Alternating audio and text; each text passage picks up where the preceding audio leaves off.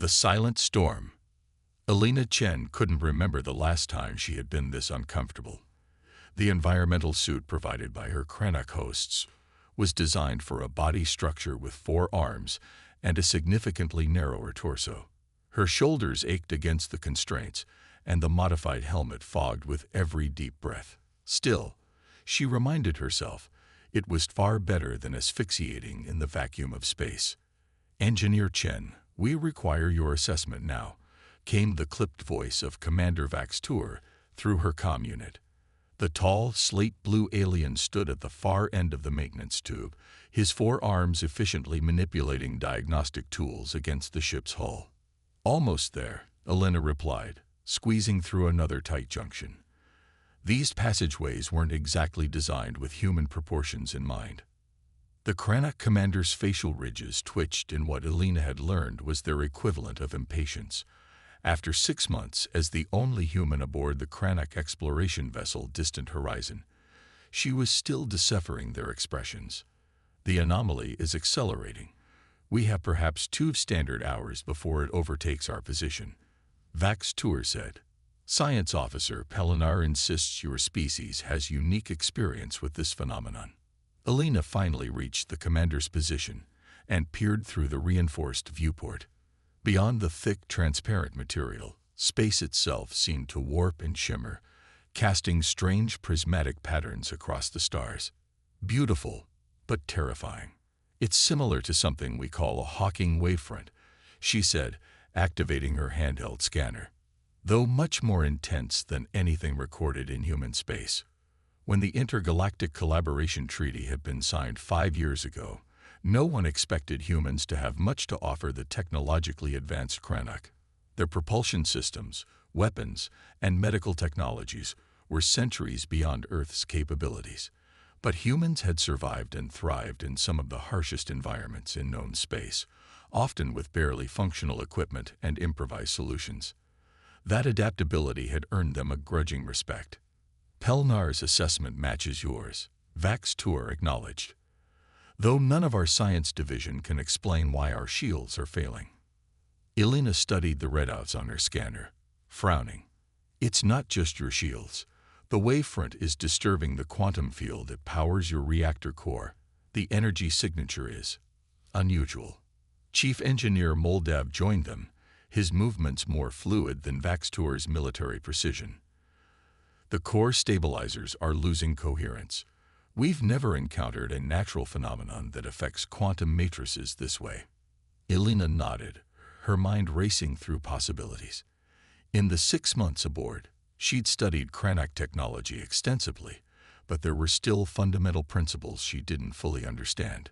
Their quantum matrix power systems operated on principles that seemed almost mystical compared to human fusion reactors. "Commander, I need to see the raw data from your long-range sensors," she said. "There's something familiar about this pattern, but I can't place it." The bridge of the Distant Horizon was a marvel of efficiency. Workstations curved in a perfect semicircle around the command platform, each staffed by a Krenak specialist. Alina felt the familiar weight of their stares as she entered with Vaxtour. Despite months of working together, many still viewed her with suspicion or, worse, as a curiosity, the token human brought along to satisfy political requirements. Science Officer Pelnar stood from her station, her slender frame towering over Alina. "Engineer Chen, your species has weathered similar anomalies." "Not exactly," Alina clarified, moving to the main sensor display. "But something about the energy signature reminds me of a phenomenon we encountered in the Ta City system." She pulled up the sensor readings, watching as swirls of data formed complex patterns on the screen. The Krenak data visualization was intuitive once you understood their 3-dimensional thinking. "There," she pointed. "That resonance pattern isn't random. It's cycling."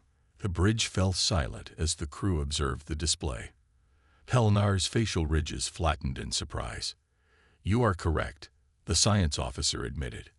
"The pattern repeats every 47.3 seconds with slight variations." Vaxtour stepped forward. "Natural phenomena rarely exhibit such precise repetition." Exactly, Elena said, feeling a familiar rush of excitement. This isn't a natural wavefront. It's artificial, or at least influenced by technology. The statement caused immediate commotion among the bridge crew. Artificial anomalies meant intelligent design, and intelligent design meant potential threats. Explain, Vax demanded. Elena manipulated the display, isolating specific patterns. Look at these modulations. They're too regular to be random fluctuations. Something, or someone, is generating this field. She paused, studying the data more carefully. No, not generating it. They're riding it. Impossible, Moldav interjected. No vessel could survive within such a distortion. Not with conventional shields, Elena agreed. But what if they're not trying to block the wavefront? What if they're harmonizing with it? The concept seemed to confuse the Kranach officers. Their technology had always focused on protection through opposition, creating barriers against hostile environments. The idea of working with a destructive force rather than against it was fundamentally foreign to their engineering philosophy. Theoretical conjecture doesn't solve our immediate crisis, Vax stated flatly. The wavefront will reach us in 103 minutes. Our shields will fail, and the core will destabilize. Elena nodded, her mind already shifting to practical solutions. We need to modify your shield harmonics. Instead of trying to block the wavefront, we need to let it pass through and control channels. Moldav's upper arms crossed in skepticism. Such a reconfiguration would leave portions of the ship completely exposed. Yes, but only to specific frequencies that won't harm the hull, Elena explained. It's like creating designated pathways for floodwater instead of building a wall that might collapse. The chief engineer and science officer exchanged glances, their expressions unreadable to Elena. She knew her suggestion contradicted centuries of Kranach defensive doctrine. To them, defenses were absolute or non-existent. Commander, Helenar finally spoke. The human suggestion is unorthodox, but our standard protocols are proving ineffective. Vax facial ridges contracted in what Elena recognized as deep thought. After a long moment, he spoke. Proceed with standard evacuation protocols. All non-essential personnel to escape pods. Science and engineering teams will remain to implement Engineer Chen's modifications. Elena felt a wave of relief, quickly followed by pressure. The lives of everyone aboard now depended on her theory being correct. The next hour passed in a blur of activity. Working alongside Moldav and his engineering team, Elena helped reconfigure the ship's shield generators. The Kranach engineers worked with remarkable precision, but Elena noticed their discomfort with the fundamental changes they were making to their systems. Your species approaches problems differently, Moldav observed as they calibrated the primary emitter array. Elena smiled despite the tension. Humans have a saying, necessity is the mother of invention. We've survived because we adapt. The Kranach believe in perfecting established methods, the chief engineer replied. Your willingness to abandon convention is both concerning and intriguing. A warning klaxon interrupted their conversation. Elena checked her scanner, feeling her heart rate accelerate. The wavefront has accelerated, she reported. New estimate gives us 28 minutes, not 40. Moldav's facial ridges flattened in alarm. We require at least 40 minutes to complete the modifications. Elena quickly reassessed their progress. We can prioritize the dorsal shields. That's where the wavefront will hit first. The ventral systems can be configured after initial contact. Unacceptable risk, Moldav stated. If the modifications fail, the ventral sections will be completely exposed when the secondary wave hits. If we do nothing, the entire ship is lost, Elena countered.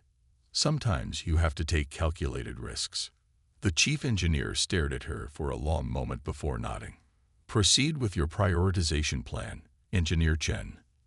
They worked frantically, bypassing safety protocols and pushing the shield generators beyond their design parameters. Elena felt sweat pooling inside her environment suit, but she pressed on, making adjustments that would have horrified her engineering professors back on Earth. Wavefront approaching, initial contact in 60 seconds, came Pelnar's voice over the comm. Vaxtour joined them in engineering, his posture rigid. Status: dorsal shields reconfigured, Elena reported. Ventral modifications at 37% completion. We've created a channeling effect that should direct the wavefront's energy through specified pathways. Should, the commander repeated, the word heavy with doubt. Elena nodded grimly. This isn't an exact science, Commander. We're adapting to a phenomenon we barely understand. 30 seconds to contact, Pelnar announced. The ship's lighting dimmed as power was diverted to the modified shields. Elena watched the diagnostic display, her breath fogging her helmet as the countdown continued. 20 seconds, 15, 10. Elena closed her eyes briefly. Please work. Initial contact. The ship shuddered violently, throwing Elena against a bulkhead. Warning signals blared throughout engineering as systems registered the unprecedented energy surge flowing through the shields. Dorsal channeling pathways holding, Moldav reported, his 4 arms working furiously across multiple control panels. Energy flow within acceptable parameters. Elena pushed herself upright, checking her scanner. The wavefront is passing through the designated channels, but it's intensifying. The ventral shields won't hold in their current configuration. Vaxtour turned to her, his expression severe. Options, Engineer Chen. Elena studied the data, calculating possibilities. The ventral modifications weren't complete, and there wasn't time to finish them. But perhaps, we need to invert the ventral shield polarity, she said suddenly. Create a mirror effect rather than a channeling effect. That would reflect the energy back into the wavefront, Moldav objected. The feedback could be catastrophic, or it could create a destructive interference pattern, Elena countered. The reflected energy would disrupt the wavefront's cohesion. Another violent shudder ran through the ship. On the diagnostic display, red warnings indicated the dorsal channeling pathways were approaching critical stress points. Implement her suggestion, Vaxtour ordered. Moldav hesitated only briefly before executing the commands. The ship groaned as the ventral shields reconfigured, their energy signature inverting completely. Ventral reflection active, the chief engineer reported. Wavefront contact in 3, 2, 1. The ship lurched sickeningly, throwing everyone to the deck. Elena felt the artificial gravity fluctuate as power systems struggled under the strain. Through the viewport, she saw space itself seem to fold and ripple, stars blurring into streaks of light. And then, abruptly, everything stabilized. Elena pulled herself up using a nearby console, checking the readings with disbelief. The wavefront, it's dissipating. Moldav confirmed her assessment. The reflective configuration has created a destructive interference pattern. The anomaly is losing coherence. On the main display, they watched as the threatening wave of energy began to break apart, its precise patterns dissolving into random fluctuations. Within minutes, the sensors showed only lingering traces of the phenomenon. It worked, Elena breathed, hardly believing it herself. Vaxtour approached her, his tall frame looming over her human stature. For a moment, he simply regarded her in silence. Then, he extended one of his 4 arms in a formal Kranach gesture of respect. Engineer Chen, he said, his typically emotionless voice carrying a hint of something new. It seems we have underestimated the value of human perspective. As the distant horizon resumed its course, Elena knew that she had earned something rare and precious, the genuine respect of the Kranach. But more importantly, she had proven that sometimes the unconventional approach, the human approach, was exactly what was needed in a universe full of unknown dangers. The anomaly had been neutralized, but Elena couldn't shake the feeling that it had been too organized, too purposeful to be a coincidence. As she helped restore the ship's systems to normal operation, one question lingered in her mind. If the wavefront was artificial, who or what had created it, and had they survived its dissipation? The answers, she suspected, lay somewhere ahead in the vast expanse of unexplored space. And despite everything, she couldn't wait to find out. The human element. 3 days after the wavefront incident, the distant horizon continued its scientific mission in a previously unexplored sector of space. Alina sat in the ship's observation deck, watching distant stars through the vast viewport while making notes on her personal tablet. The room was empty save for her. Most Cranach viewed stargazing as an inefficient use of time. "Engineer Chen," a voice called from the entrance. "Your presence is requested in the science lab." Alina turned to see Junior Officer Lethmar, one of the younger Cranach who had been more openly curious about humans than his elders. "What's going on?" she asked, gathering her tablet. "Science Officer Pelnar has detected something unusual," Lethmar replied, his facial ridges twitching slightly. "She specifically requested you." That was surprising. While Pelnar had acknowledged Alina's contribution during the crisis, the science officer had generally kept her distance. The science lab occupied an entire deck of the massive vessel. When Alina entered, she found Pelnar, Commander Vaxtur, and Chief Engineer Moldav gathered around a large holographic display. "Engineer Chen," Vaxtur acknowledged her with a formal gesture. "We have encountered an anomaly that bears similarity to the wavefront phenomenon." Alina approached the display, studying the swirling patterns of energy represented in 3 dimensions. "It's smaller, more contained," she observed, "almost like a pocket of the larger wavefront." "Precisely," Pelnar confirmed. "But this is not merely residual energy. It appears to be deliberately maintained." The hologram zoomed out, revealing that the energy pattern surrounded a small object. "A ship?" Alina asked, leaning closer. "We believe so," Moldav said. "Though unlike any vessel in our database, its configuration suggests it was designed to operate within the wavefront." Alina felt a surge of excitement. Her theory had been correct.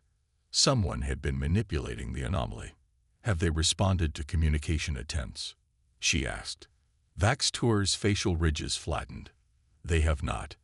The energy field disrupts conventional communication frequencies. However, we have detected life signs aboard. Unknown species. We've been monitoring from a safe distance," Pelnar added. "But the vessel appears to be in distress. The energy pattern is becoming unstable." Alina studied the readings. "The wavefront was their protection, and when we disrupted it, we may have inadvertently endangered them," Moldav finished. Commander Vaxtur's posture stiffened. "The Cranach do not interfere in the affairs of unknown species without proper protocols." "With respect, Commander," Alina said, choosing her words carefully. "If they're in danger because of our actions, we have a responsibility to help." The 3 Cranach officers exchanged glances, communicating in subtle facial movements that Alina still couldn't fully interpret. "What do you propose?" Vaxtur finally asked. Alina pointed to the display. "If I'm reading this correctly, their ship is designed to harmonize with the wavefront energy. When we disrupted the pattern, we essentially stranded them. Their systems are trying to maintain a local field, but it's collapsing." "Can we restore the wavefront?" Pelnar asked. Alina shook her head, "Not at that scale." But she manipulated the display, highlighting specific energy patterns. "We might be able to create a stable corridor between our ships using a modified version of the channeling technique we developed." "For what purpose?" Vaxtur questioned. "To board them," Alina said simply, "or bring them aboard us. Either way, we need direct contact to help." The commander's reaction was immediate. "Unacceptable risk. We know nothing of this species or their intentions." "We know they're dying," Alina countered. "And we're responsible." An uncomfortable silence fell over the lab. The Cranach valued precision and protocol above all else. Direct intervention in unknown situations went against their most fundamental principles. "There is precedent," Moldav said hesitantly. "The Intergalactic Collaboration Treaty includes provisions for emergency assistance." Vaxtur considered this. "The treaty also stipulates full security precautions during first contact scenarios." Then we take precautions, Elena agreed. But we can't just watch them die. After further discussion, a compromise was reached. A small team would attempt to establish a stable energy corridor between the ships.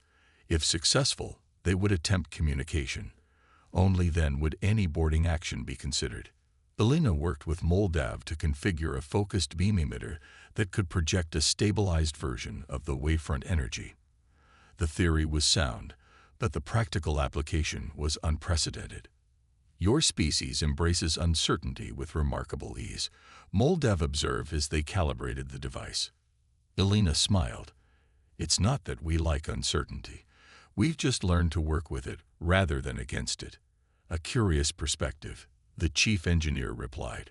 The Cranach believe that with sufficient knowledge and preparation, all uncertainty can be eliminated. And when you encounter something completely new, Moldav's facial ridges shifted in what Elena had come to recognize as thoughtfulness. Then we gather data until it is no longer new. The emitter was ready within hours. Elena joined Vaxtur, Pelnar, and a security team on the observation deck, where they had the clearest line of sight to the mysterious vessel. Begin transmission, Vaxtur ordered. Moldav activated the emitter. A concentrated beam of energy, carefully modulated to match the patterns of the original wavefront, shot out toward the struggling ship. For several tense moments, nothing happened. Then, the erratic energy field surrounding the alien vessel began to stabilize, aligning itself with the beam from the distant horizon. Energy corridor established, Pelnar reported. Remarkable precision, Engineer Chen. Elena nodded, but kept her eyes on the readings. The field is stabilizing, but their power signature is still fluctuating. I don't think they have much time. Vaxtur stepped forward. Attempt communication through the energy corridor. The communication officer transmitted standard greeting protocols across multiple frequencies. Minutes passed with no response. No acknowledgement, the officer reported. Elena studied the alien ship visible through the energy corridor. Its design was unlike anything she'd seen before, organic and flowing rather than geometric. Their communication systems might be incompatible with ours, or damaged. We cannot proceed without established communication, Vaxtur stated. Cranach protocol is clear. Elena felt frustration rising. The alien vessel's power signature was weakening further. Commander, they're running out of time. We need to act. And do what precisely, Engineer Chen? Vaxtur asked. Board an unknown vessel without invitation. Extract unknown life forms without consent. Before Elena could respond, the alien ship pulsed with a burst of energy. A moment later, the distant horizon's communication array activated. Incoming transmission, the communication officer announced, sounding surprised. It's unusual. Display it, ordered Vaxtur. The main screen filled with shifting patterns of light and color, accompanied by modulating tones that seemed to follow no recognizable pattern. The Cranach officers watched in confusion. Is this communication or a malfunction? Pelnar wondered aloud. Elena stepped closer to the screen, studying the patterns. It's deliberate, she said slowly. Look at the repetition in certain sequences. They're trying to establish basic communication. Can you interpret it?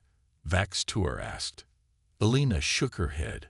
Not specifically, but I recognize the approach. It's similar to how early human scientists attempted to communicate with dolphins and whales, beings that perceive reality differently than we do. She turned to the communication officer. Can you isolate the repeating patterns and send them back? Add a simple mathematical sequence, like prime numbers, to show we recognize it as communication. The officer looked to Vaxtur, who nodded approval.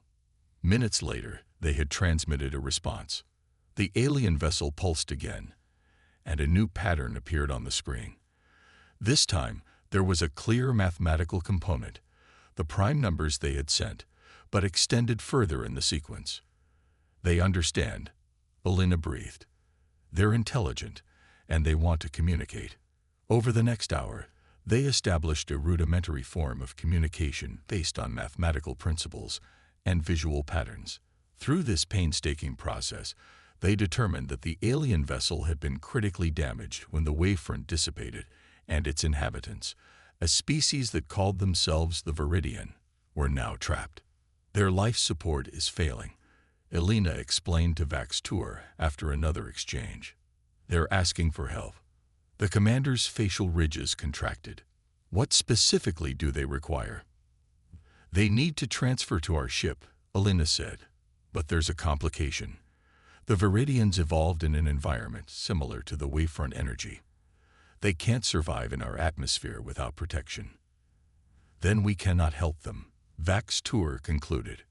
Actually, Elena countered, I think we can.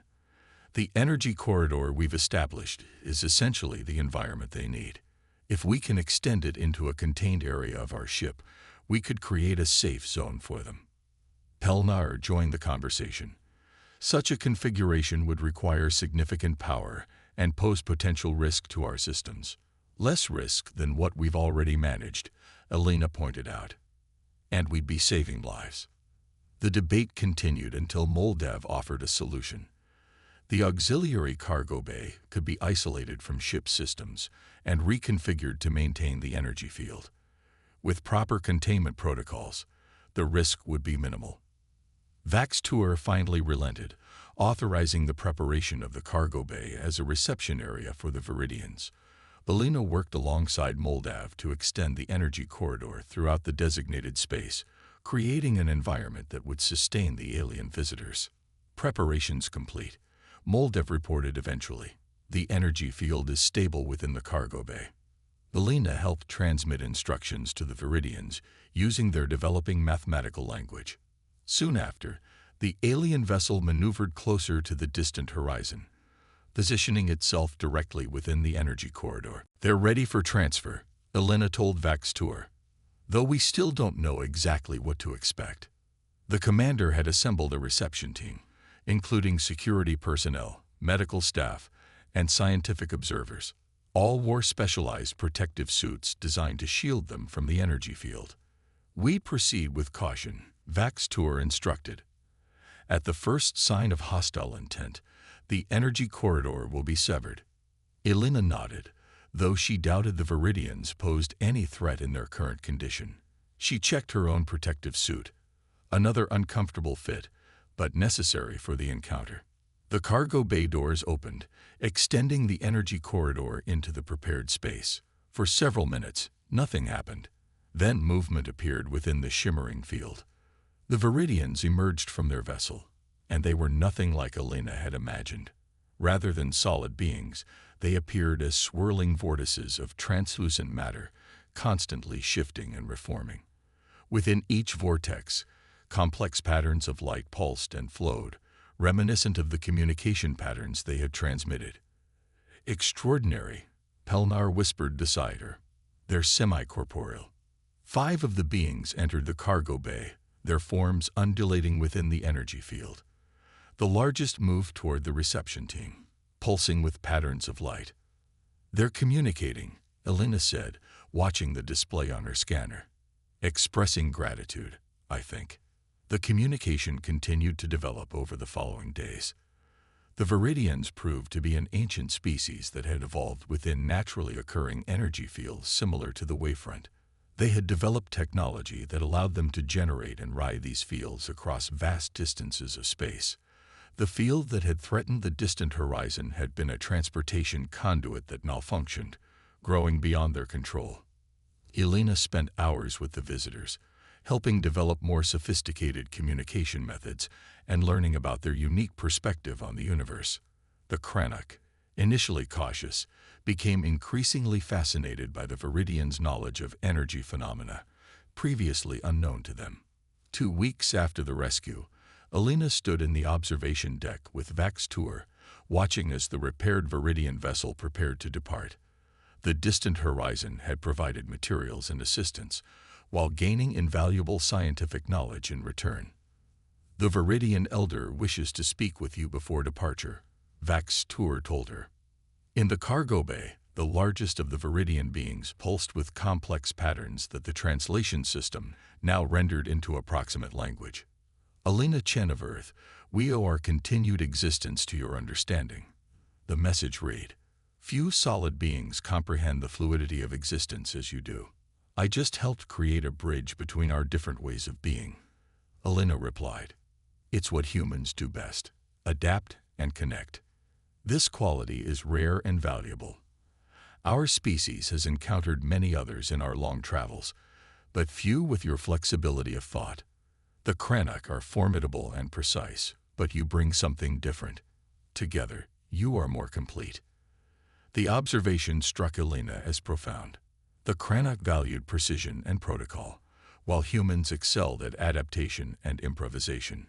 Each approach had its strengths and limitations, but together they had accomplished what neither could have alone. We leave you with a gift, the Viridian continued, knowledge of the energy patterns that sustain us. Perhaps one day, solid beings and energy beings will travel the stars together.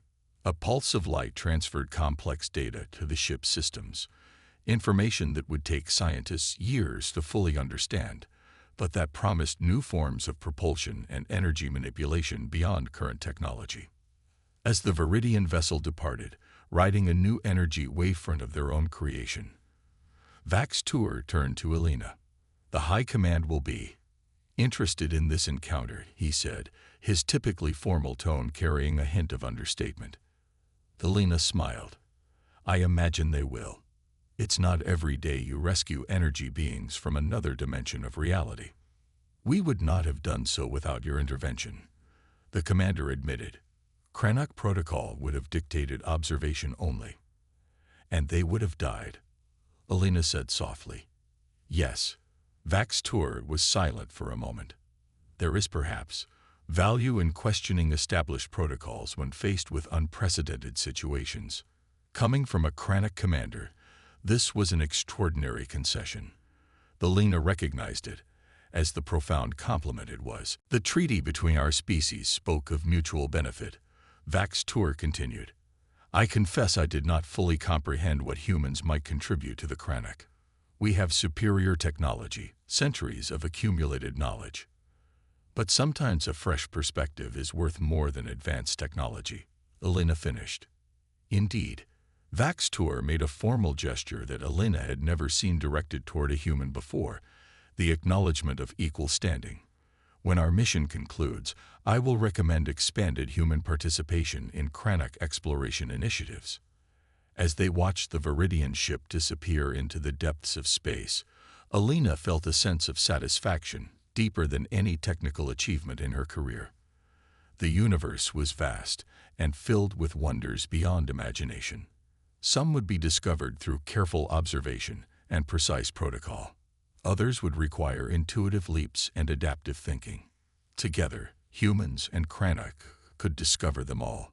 So, Alina asked with a smile, where do we go next?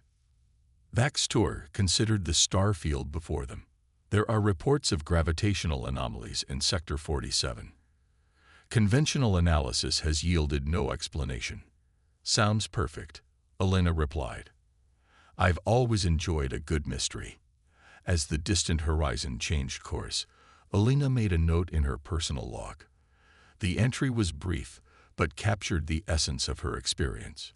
Today, I learned that in space, being human is sometimes exactly what's needed. Our adaptability isn't a weakness. It's our greatest strength. And sometimes, it takes an encounter with beings made of pure energy to remind us of that.